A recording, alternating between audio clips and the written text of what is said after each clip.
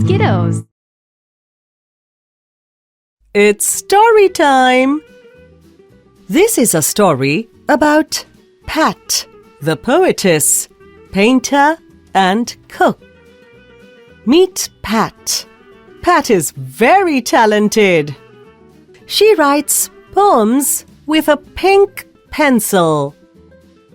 She paints beautiful pictures with her purple paintbrush and plays wonderful songs on the piano. Pat loves to dress up. She has purple pants and purple pajamas too. This is Pat's best pal, Pam. Pat and Pam love to cook pancakes together.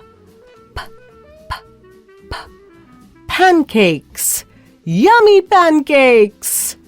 One day, they also cooked mashed potatoes, porridge, and pancakes. Pat and Pam invited more friends and enjoyed the yummy food together. Pat's friends are proud of her.